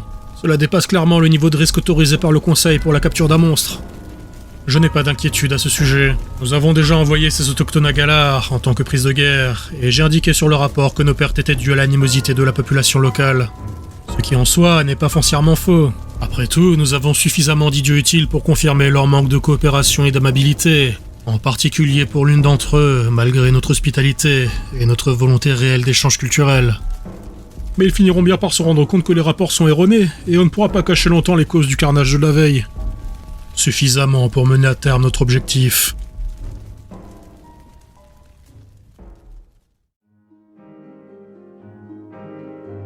Le nectar que Magenta avait récolté quelques nuits plus tôt avait fait des miracles sur l'état de Mèche, et il avait également pu le partager avec Numakuro, ou plutôt Mizu de son diminutif, puisque Titian continuait d'appeler son partenaire amphibien par le nom de Mizugoro malgré sa transformation. Le déserteur galaréen avait été très touché par l'attention du jeune homme et avait fait montre d'une reconnaissance ponctuelle peu commune de la part de cet homme versatile, même s'il avait repris son comportement détaché habituel assez rapidement. Tandis qu'ils approchaient du village, l'impatience commença à gagner Magenta. J'ai hâte de montrer Kamesh et les autres à tout le monde, ils vont pas en croire leurs yeux. C'est sûr que ça risque de leur faire un choc, mais je suis pas sûr que tout le monde partage ton enthousiasme. Pourquoi pas, même toi t'as réussi à devenir ami avec un monstre. Je me demande si c'est pas ça le plus choquant. Azur observa Ka qui dormait, allongé comme un sac de patates sur son épaule. Elle avait eu le temps de s'habituer à sa présence et à sa remise en question des a priori qu'elle avait sur les monstres. D'une certaine manière, elle avait l'impression de se trahir elle-même, mais ce sentiment, très fort au départ, avait peu à peu disparu, pour ne plus être que le vestige d'une vague arrière-pensée. La troupe s'arrêta sur l'ordre de Dorian, qui leva le poing en stoppant la marche. Tout le monde l'observa sans comprendre, et Azur s'approcha de lui. « Quelque chose ne va pas ?» « Tu n'as pas remarqué, ça ne te ressemble pas d'être aussi distraite. » La jeune fille scruta la forêt autour d'elle, et son mouvement de tête réveilla Ka, qui émit un petit bâillement en se demandant ce qui arrivait à sa maîtresse. Les branches alentours sont brisées, et le sol est retourné. Il y a eu un passage important de personnes ou de monstres ici. Tu penses que ce sont les villageois ? Dorian grimaça et fit quelques pas en avant, étudiant la zone avec une mine inquiète. C'est certainement pas nos éclaireurs qui ont creusé un passage aussi brutal dans la frondaison. Je connais nos méthodes, et ça y ressemble pas. L'inquiétude monta d'un cran, et Dorian imposa la reprise de la marche à un pas bien plus rapide que précédemment. Bistre et Magenta rejoignirent alors le niveau d'Azur en lui demandant ce qui arrivait à l'éclaireur, dont l'air soucieux s'avérait contagieux. « Azur, que se passe-t-il ?» Je l'ignore, mais je crois que quelque chose est arrivé. Quand ils débouchèrent enfin dans la clairière où leur camp avait élu domicile il y a plusieurs mois de cela, la réponse à leur question les frappa au visage comme un coup de poing. Le campement était dévasté. Les tentes arboraient encore la noirceur caractéristique des dégâts du feu, et l'ensemble du village nomade semblait avoir été pillé et ravagé.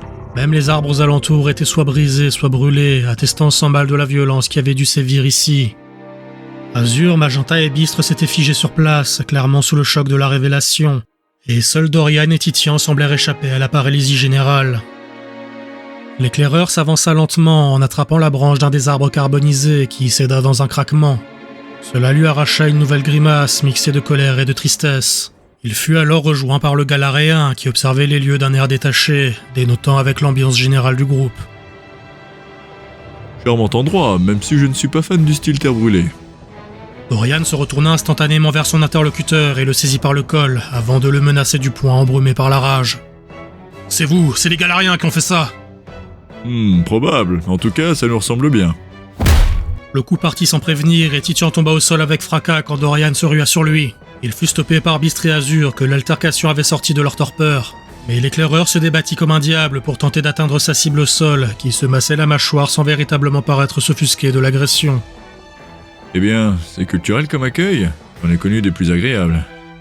Après quelques instants supplémentaires de colère, Dorian se calma légèrement en se dégageant avec aigreur de la prise d'Azur et du forgeron.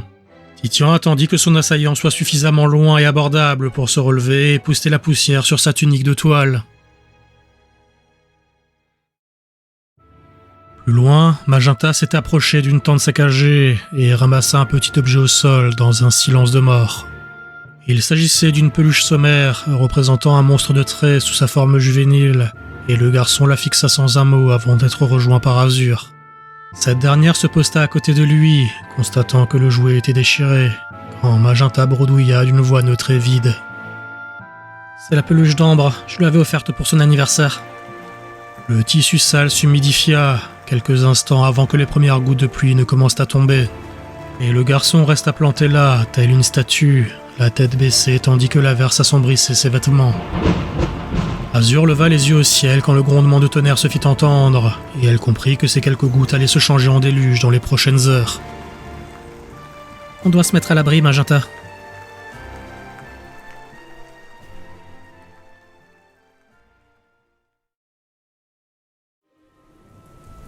La pluie se faisait plus drue à mesure que les nuages orageux se rapprochaient, et Dorian en profita pour étudier les ruines du village avant que le temps ne se gâte trop pour les recherches. Tu penses qu'on peut retrouver des survivants ? L'homme secoua la tête en repoussant un débris de bois brûlé du pied pour en révéler la terre en dessous. Bistre se tint immobile à ses côtés en attendant une réponse plus développée. L'herbe a commencé à repousser, et même les objets à la combustion la plus lente se sont éteints ou ne sont plus que des braises faiblardes. Tout ça s'est produit il y a des semaines. Je suis d'accord avec ça. Azur et Magenta s'approchèrent et Dorian nota que la mine du garçon n'avait jamais été aussi sombre. Il se concentra cependant sur la jeune fille qui avait pris la parole. Ça m'était sorti de la tête avec tout ce qui arrivait, mais Orvin connaissait la position de notre village. C'est lui qui me l'a dit le premier jour, un peu avant que vous ayez été capturé. Cela s'est passé il y a plus d'un mois, il n'y a donc pas de survivants. Le regard de Magenta se mortifia, et le jeune garçon sembla sur le point de se briser à l'affirmation de Dorian. Ses poings se serrèrent sur la peluche déchirée qu'il tenait en main, et son visage se crispa tandis qu'il tentait de réprimer la douleur qui lui enserrait la poitrine. La voix de Titian se fit alors entendre. L'homme s'était appuyé contre le tronc d'un arbre mort, les bras croisés, observant la scène de loin. Ce n'est pas dans nos habitudes d'enterrer les morts après une bataille, encore moins ceux du camp ennemi. Tout le monde se tourna vers lui circonspect, et il décroisa les bras en se redressant et en balayant de la main la scène dans son ensemble. Je ne vois ni corps, ni fosse commune, ni bûcher. Si vos amis étaient morts, il y aurait des traces, mais je ne vois même pas l'ombre d'un cadavre. Qu'est-ce que tu insinues? Ils ont été capturés, comme vous, et en juger par ce que je vois, il n'y a pas dû avoir une forte résistance. Mais nous n'avons vu aucun de nos amis au campement. Où sont-ils dans ce cas? Titian se gratta la tête, comme si la question lui paraissait si saugrenue que d'y répondre le mettait mal à l'aise. Ce n'était qu'un avant-poste, même pas un gros en plus. J'imagine que vos amis ont été directement envoyés à Fonderie, voire même directement à Galar si Orvin a voulu respecter le processus d'usage. Alors ils sont encore en vie? Magenta avait retrouvé une forme d'énergie, en même temps que l'espoir de retrouver les villageois. Mais Titian lui répondit simplement en haussant des épaules, et ce fut Dorian qui lui imposa une réponse plus claire. Est-ce qu'on peut les retrouver? Tu l'as dit toi-même, ce raid a dû avoir lieu il y a des semaines. Je pense que vos amis ne sont même plus à Jocanto alors qu'il est... Les épaules de Dorian s'affaissèrent sous le poids du désespoir, mais Magenta insista. Comment on peut savoir où ils ont été emmenés? T'as l'air plus motivé qu'avant, petit gars, mais ça t'avancera à quoi de le savoir? Compte te rendre à Galar et affronter tout un pays? Je sais pas pour lui, mais s'il y a un espoir de les retrouver, alors j'irai n'importe où, même en enfer. Azur s'était mise aux côtés de son frère et avait répondu à sa place en lui posant une main sur l'épaule, tandis que Kai imitait le ton déterminé de la jeune fille qui lui servait de monture, bien que sans avoir la moindre conscience du contexte de l'échange. Ils furent tous deux rejoints par Bistre et Dorian, qui affichèrent eux aussi leur volonté d'agir, malgré les faibles chances de réussite apparentes. Titian eut un sourire en coin, à la fois amical et surpris, puis il soupira en regardant les nuages gris et la pluie qui commença à tambouriner plus fort qu'avant.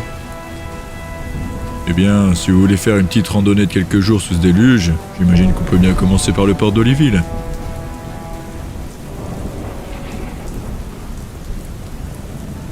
Le tonnerre gronda, alors que la pluie ne cessait de battre les carreaux de sa chambre à Kickenham.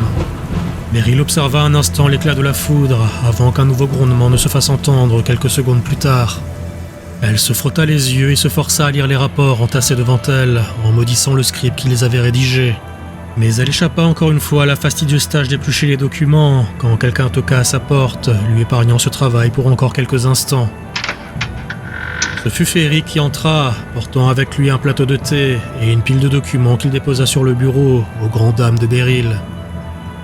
Abuse, j'ai même pas fini de compiler la moitié de cela. C'est pourtant toi qui voulais éplucher tous les rapports de Fondrive. Et puis regarde, je t'ai apporté ton infusion préférée pour compenser. L'homme s'assit avant de leur servir chacun une tasse de liquide sombre, et Beryl savoura le breuvage en silence, laissant la chaleur de celui-ci la réchauffer. Pendant ce temps, tout en portant sa propre coupe à la bouche, Ferric observa les quelques documents devant lui. Faut vraiment du courage pour vouloir se taper les rapports complets plutôt que les résumés. Surtout ceux de Fondrive, ils sont toujours tellement lourds et plein de circonvolutions et de détails inutiles. Raison de plus. Je ne te savais pas masochiste. Vous auriez des pratiques qu'on m'aurait cachées à Greenberry? Épargne-moi tes commentaires scabreux, Ferric.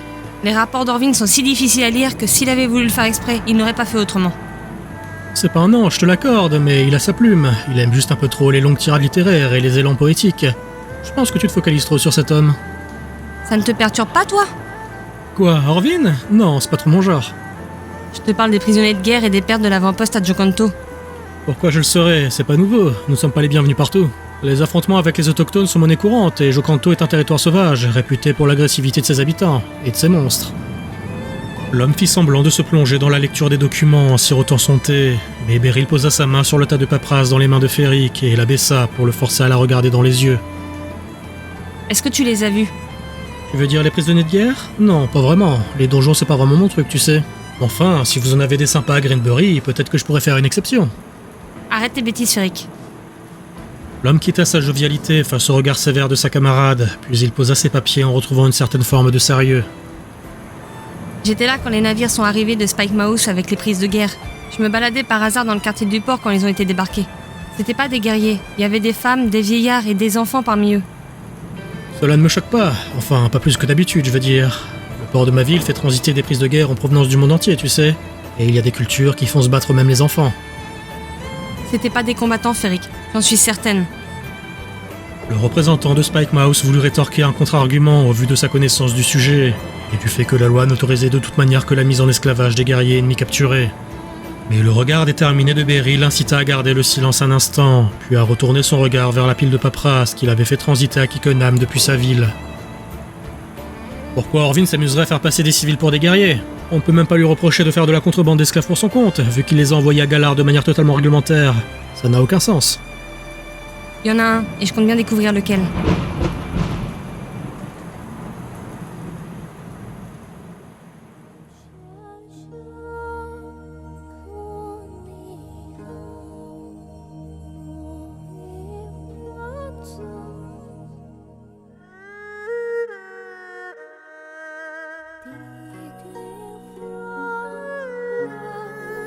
Thank you.